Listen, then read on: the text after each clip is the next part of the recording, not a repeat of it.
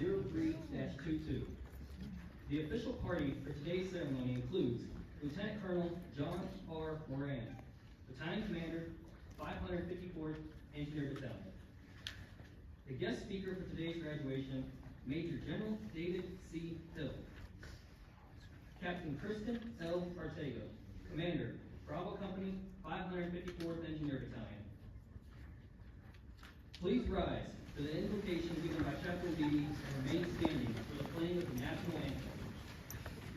Let us pray.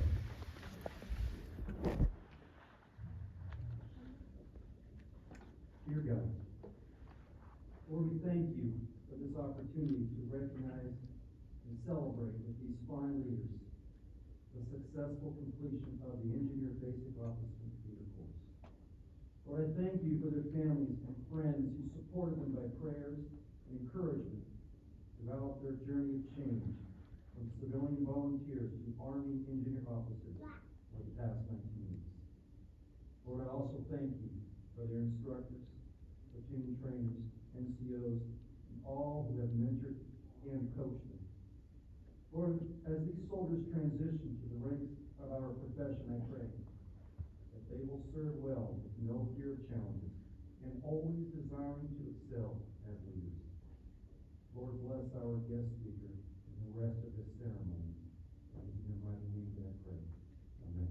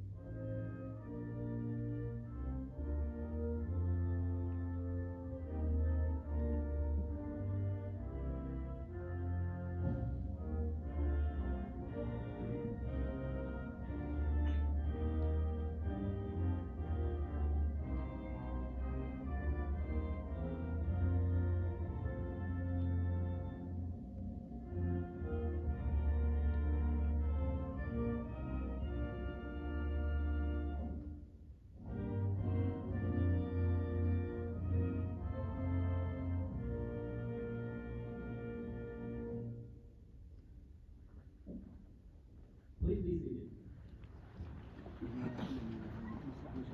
Ladies and gentlemen, our host for today's ceremony, Lieutenant Colonel John R. Moran. Hey, good morning, ladies and gentlemen. On behalf of Colonel Wall and the 1st Engineer Brigade and Colonel Hibbler and the U.S. Army Engineer School, welcome to today's graduation ceremony for EBOLC class 0322.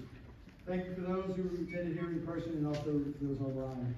It's incredible to see how many people out there supported these leaders as they became successful and got through this course. I'm honored to be the host for this ceremony and have the opportunity to introduce our guest speaker, David Hill. But before I do that, I'd just like to take this opportunity to thank two institutions that make this EBOLC class possible, right? The Department of Instruction and Bravo Company 554. Each organization drives a team of professionals as dedicated attention and so much of their time to this class. To the instructors and to Sergeant First Class Evans, your platoon trainer, your preparation and expertise has made this course possible. So you're shaping the engineer's future, and shaping the future regiment is no easy feat. And you have all embraced that responsibility to develop our newest leaders. Graduates, you have now earned the title of engineers. Regardless of your major, don't let any degreed engineers call you anything else. All right? You've earned that. You've earned all the rights to be called an engineer. Don't let their condescending attitude, they talk down to you, ever get in the way of you being called an engineer. All jokes aside, your presence here is a testament to your accomplishments and your ability to lead as an engineer in our Army. Like I said, you're the future of the regiment. I challenge you to carry the torch forward. Always treat others with dignity and respect, and remember that in our organization, people come first. Now I have the privilege to introduce our guest speaker. Major General David Hill received his commission from the United States Military Academy at West Point in 1990 with a degree in chemistry. While serving on active duty, he continued his professional education, getting a master's in science, master's of science in engineering management, and a master's of science in national security strategy from the National War College. Major General Hill has held various assignments over his 32 years of service, to include Deputy Commanding General of the U.S. Army Corps of Engineers, Commander of the Transatlantic Division, Commander of the Southwest Division, 36th Engineer Brigade Commander. He currently serves as the 53rd Commandant of the U.S. Army War College. Throughout his career, he's deployed in support of our efforts overseas in major military operations such as Desert Storm, Desert Shield, Joint Endeavor, and Iraqi Freedom. Now, please join me in welcoming our guest speaker for today's event, Major General David Hill.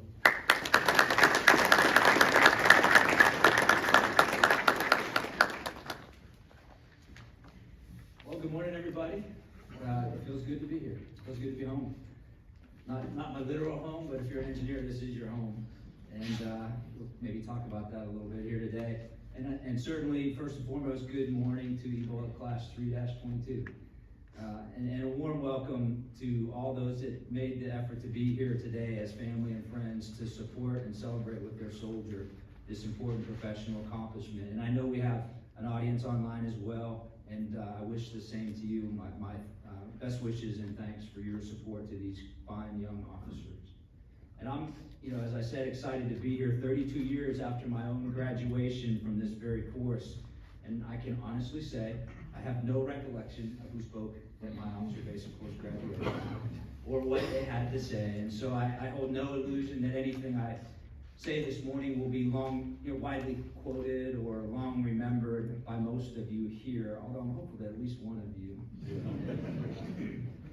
Nonetheless, I do hope my short message to you today leaves you encouraged by all that you've accomplished over these last 5 months of training and excited about your opportunity to lead. Each of you that graduated today represents a tradition of service, and for our United States Army officers in this class, a tradition older, in fact, than our nation itself. 12 days from now, on the 14th of June, our Army will celebrate its 247th birthday. And 2 days after that, the Engineer Regiment will celebrate our own 247th birthday. So let me start by wishing everyone here an early happy birthday, and thanking each and every one of you in uniform for your willingness to serve. If the strength of our nation is our Army, and the strength of our Army is our soldiers, then we certainly need men and women to continue to step forward as you have to support and defend the Constitution of the United States. And I'm glad that you chose to do so in the right branch. As sappers, mappers, builders, divers, firefighters, it's an exciting regiment that you've joined. And I mentioned you up front, but I particularly want to thank family and friends here that support you in this noble calling of service.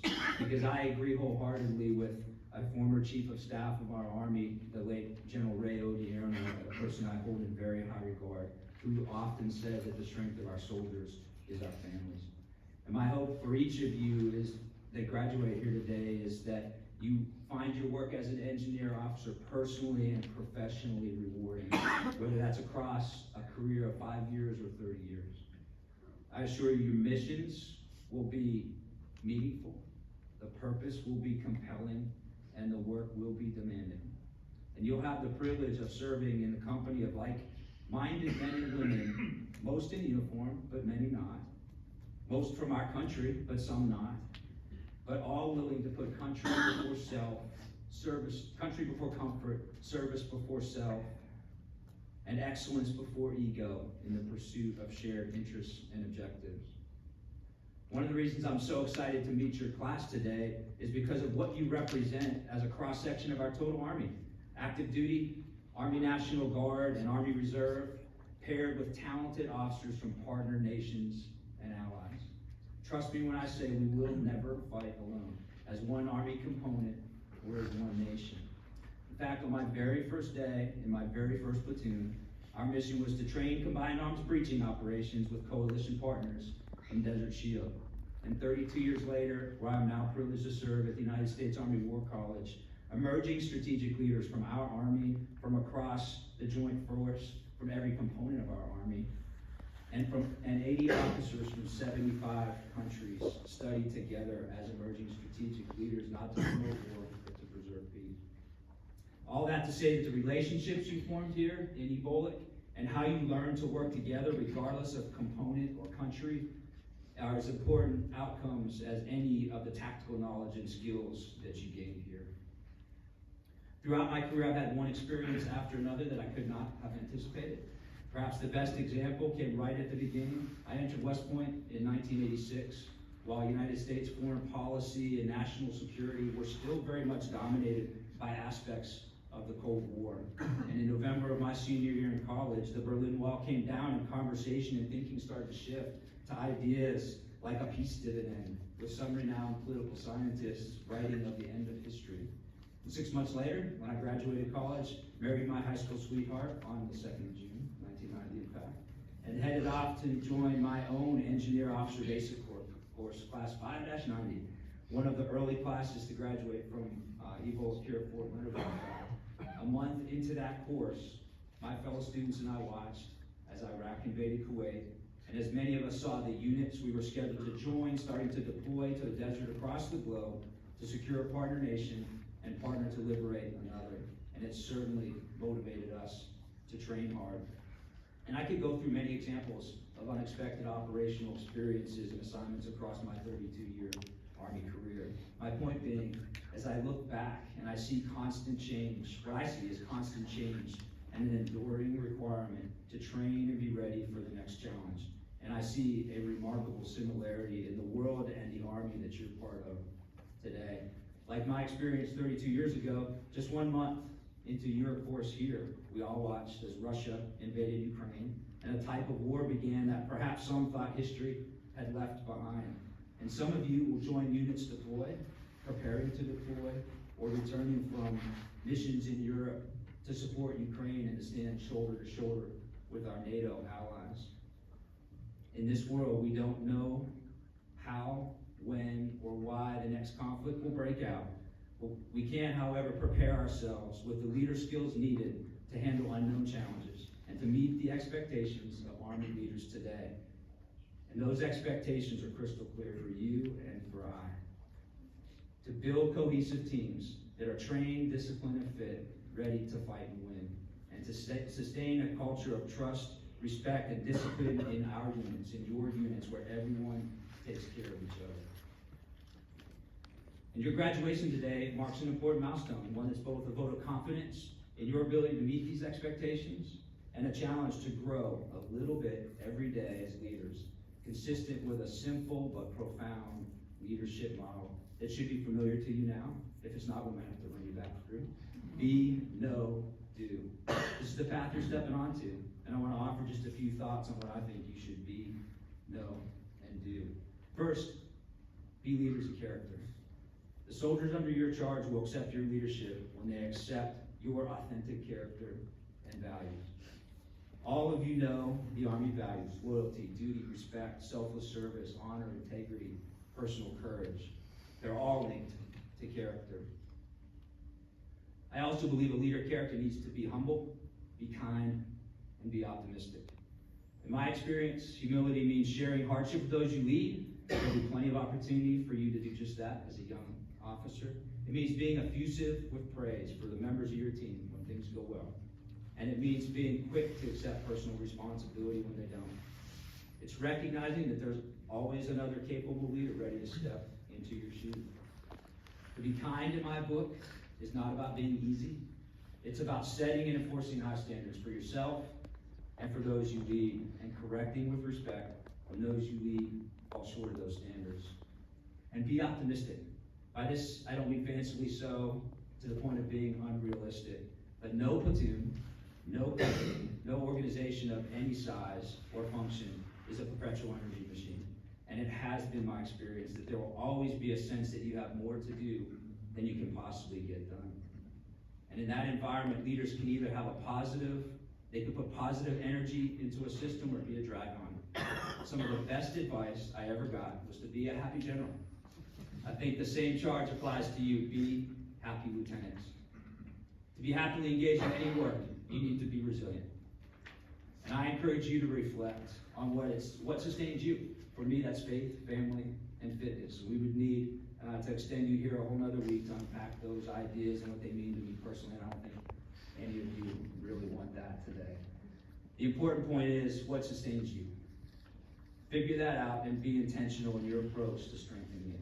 So be leaders of character. Be humble, be kind, be optimistic. Know. For leaders, know refers to knowledge and skills. There's much you need to know, many tactical skills that you need to hone. You should have a good sense of that now from your training here. The units you join or return to will train hard to develop that knowledge and skills with a winning matters attitude as you make your units ready to fight and build in support of any force in any environment. You also have to know your soldiers. That knowledge as at the heart of a people-first philosophy that guides our Army. Know their strengths and weaknesses, know their families, know their personal and professional goals, know what motivates them, and let them know that you care about them. With this knowledge, you'll be ready to do. And do as we do, leaders act relentlessly, deliberately. They apply their character, their values, their knowledge and skills to motivate, develop and care for others, to influence and operate, and ultimately to accomplish a mission and achieve purpose. So be, know, do. I hope this is a model you embrace because we need you. We alluded to that in our opening comments here. You are tomorrow's leaders in an engineer regiment that I hold dear. A regiment that's accomplished feats unimaginable through 247 years that I found to have been envied, candidly, by armies around the world. First on Omaha, building the Alcan Highway, holding the line at Kunuri. Those stories are all around you here in this room, in this very building. They're important, and I encourage you to lean into that history and lineage of your units. I heard you got a little last-minute class on history yesterday that was thoroughly enjoyed by all. George Washington once said that example, whether it be good or bad, has a powerful influence. There'll certainly be opportunity to learn from your own mistakes and the mistakes of others as you continue to serve. But in my opinion, it's the positive examples that influence most powerfully. And I expect that you'll soon find your own positive, powerful examples in those that you serve with in the days ahead. And I know certainly that you can find them in the stories of those that came before you. Use them to inspire, use them to describe what it means to be ready, to be engaged, to be an engaged leader, to be a good battle buddy. I want to close with just such a story, a vignette. I heard you all like vignettes. From 2011 to 2013, I was blessed to command the 36th Engineer Brigade, the Rugged Brigade. I thought that was a cool call sign. Probably the coolest one I had. Rugged 6 was quite an honor for many reasons, but that was pretty cool, I thought, nonetheless. The Rugged Brigade was formed first as the 36th Engineer Regiment in 1941. The regiment fought valiantly in North Africa, Italy, France, and Germany during World War II. Early in my command, I had the great fortune of meeting 9 rugged engineer soldiers from the 36th that fought in World War II together at a reunion in Lebanon, Pennsylvania. And at that point, it was an annual gathering that had taken place every year for over 50 years. And in my estimation, they were a band of brothers. We talked about that just a minute ago. We heard the music, every bit as impressive as any other. And they helped me paint a picture for my soldiers of what it meant to fight, build, and win, to be a cohesive team, to take care of each other. And you won't be able to see it, but I carried this card around with me throughout my command and shared it with as many of the soldiers in my brigade as I could, so we could learn from their powerful, positive example. You know, if you had a chance to see this picture, maybe you can see it afterwards. It's a group of 10, some standing straight and tall, some a little hunched over, some in wheelchairs, one on a cane, all backed by a half track. Those were tough son of a guns. And they were just amazing people to get to meet. And they still had a lot of vim and vigor in them, willingness to fight. When I would talk with my soldiers, we'd talk about 2 on the left side of this card, Tony Stefanelli and Carl Furtado, who met when the unit was formed trained and fought together as battle buddies during all 5 amphibious landings by the regiment during World War II, and the campaigns that followed in North Africa, Sicily, Salerno, Anzio, and southern France.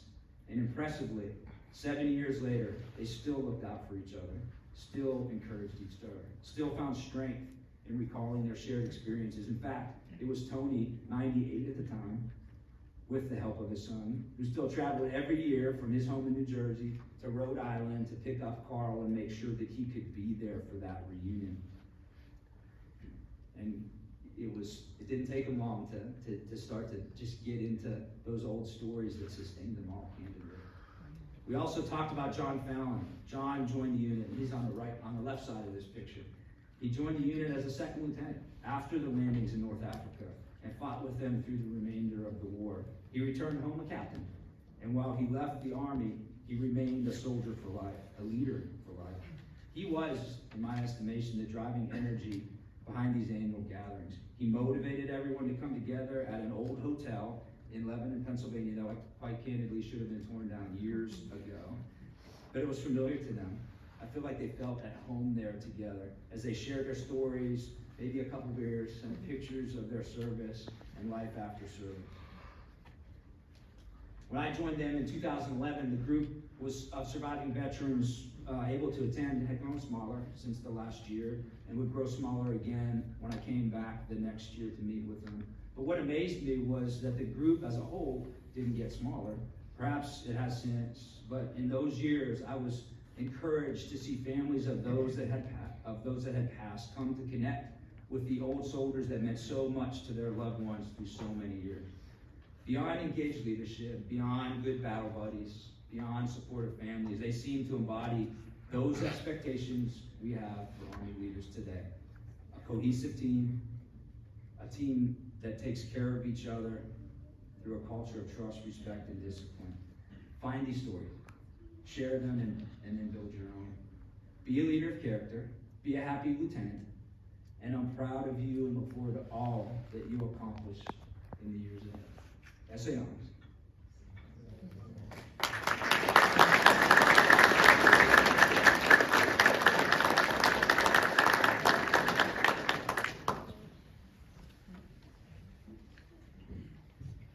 Will the graduates of Engineer Basic Officer Leaders Course Class 03-22 please come forward?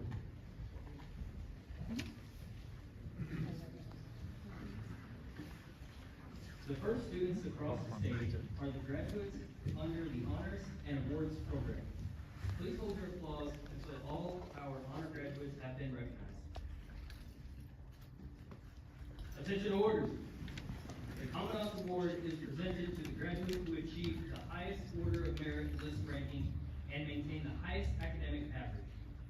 The recipient of the Commandant's Award is Second Lieutenant Hannah Winter for exceptional achievement by earning the Commandant's Award for Engineer Bullet Class 03-22.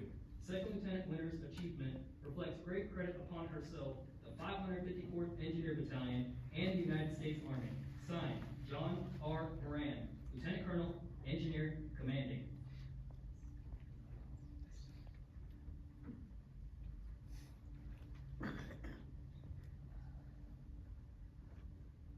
The Second Lieutenant Michael R. Giordano Leadership Excellence Award is presented to the graduate who displays the most outstanding leadership traits as selected by the students and cadre. The recipient of the Second Lieutenant Michael R. Giordano Leadership Excellence Award is Second Lieutenant Hannah Winter. For exceptional achievement by being selected above her peers, Second Lieutenant Winter's outstanding leadership traits and warrior spirit reflects distinct credit upon herself, the 554th Engineer Battalion, and the United States Army. Signed, John R. Moran, Lieutenant Colonel, Engineer Commanding.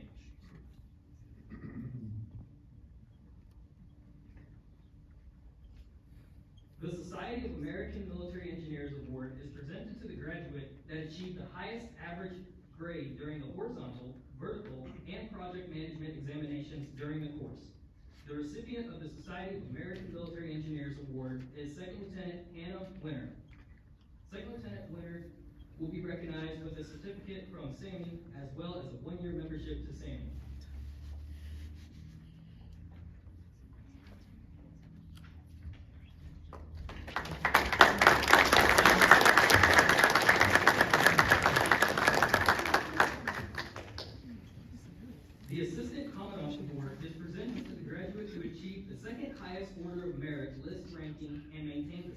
highest academic average. The recipient of the Assistant Commandant's Award is Second Lieutenant William Schumacher from Pittsburgh, Pennsylvania. For exceptional achievement by earning the Assistant Commandant's Award for Engineer Bullet Class 03-22, Second Lieutenant Schumacher's achievement reflects great credit upon himself, the 554th Engineer Battalion, and the United States Army. Signed, John R. Moran, Lieutenant Colonel, Engineer, Commanding.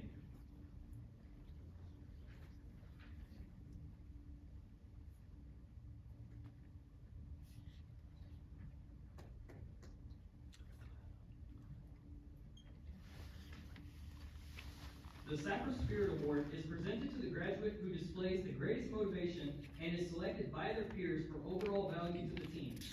The recipient of the Sapper Spirit Award is Second Lieutenant William Schumacher from Pittsburgh, Pennsylvania.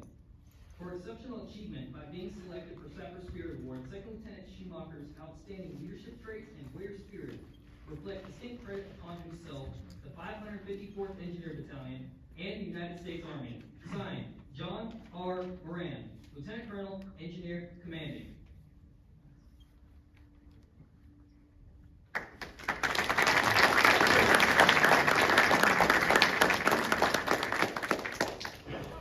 Please be seated.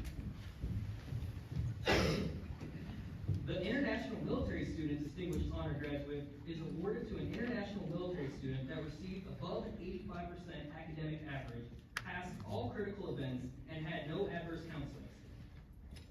The recipient of the International Military Student Distinguished Honor Graduate is First Lieutenant Pangapan Popan. First Lieutenant Popan is a member of the Thailand military. Please join me in a warm round of applause for these awardees.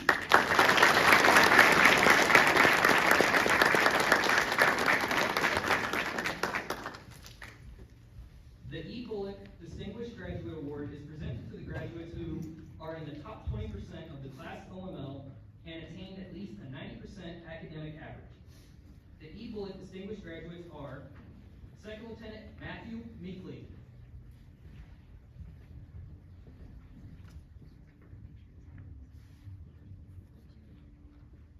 Second Lieutenant Travis Barrow,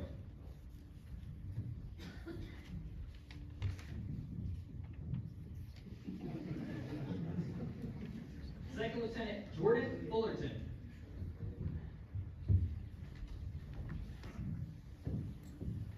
Second Lieutenant Arrow Dinklu, Second Lieutenant Joshua Raguti, Second Lieutenant Nicholas Hills,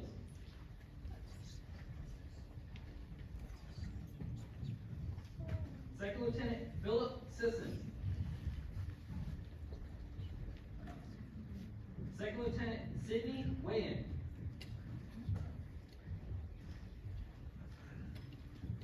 Second Lieutenant Lindsey Brock, Second Lieutenant Kieran Reagan, Second Lieutenant Ryan Crampy,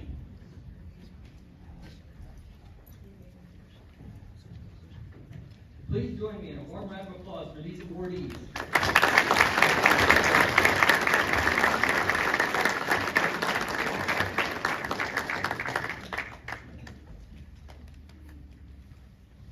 The remaining graduates of Class 03-22 will receive their diplomas in alphabetical order. Please hold your applause until all students have been recognized. Second Lieutenant Zachary Arts.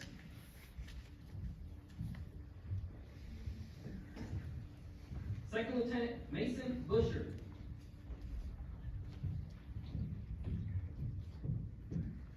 First Lieutenant Simon Tesh.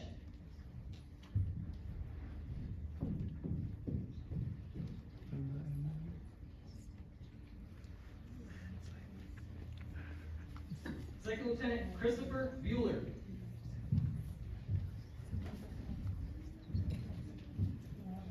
Second Lieutenant Samuel Cole.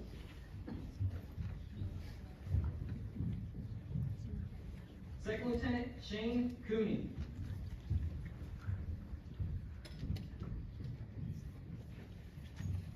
Lieutenant Leroya Dickens.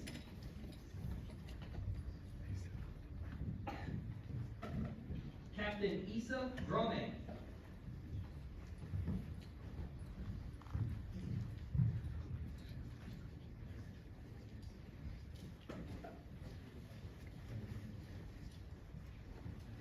Second Lieutenant Logan Feigl.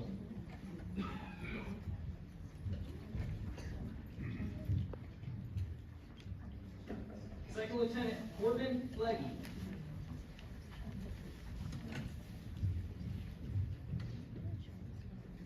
Second Lieutenant Michael Garcia.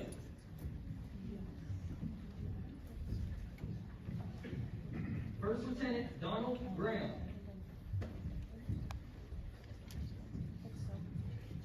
First Lieutenant Jamal Mahad.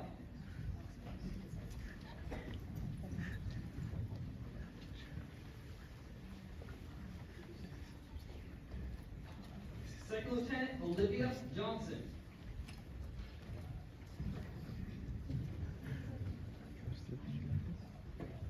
Second Lieutenant Adrian Ledesma.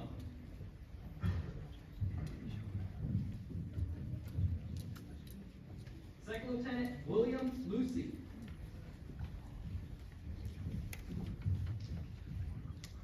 Second Lieutenant George McDonough.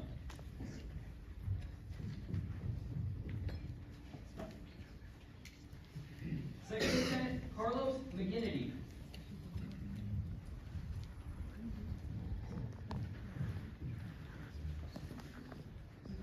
Second Lieutenant Nelson McCardo.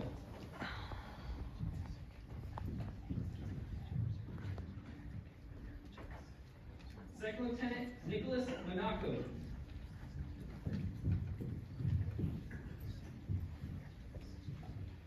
Second Lieutenant Jordan Nicolasi.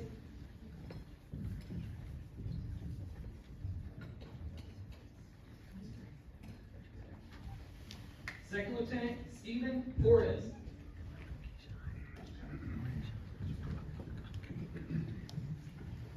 Second Lieutenant Riley Fortwood. Second Lieutenant Jerome Ramsey.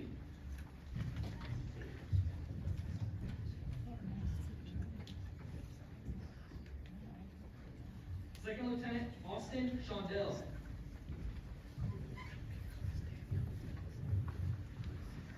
Second Lieutenant Sauter Singh. Second Lieutenant Neil Swansinger. Second Lieutenant Jason Torrados.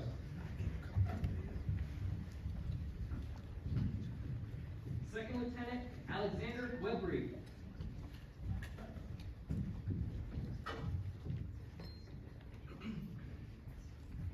Second Lieutenant Keyshawn Wells. Second Lieutenant Samuel Wilson.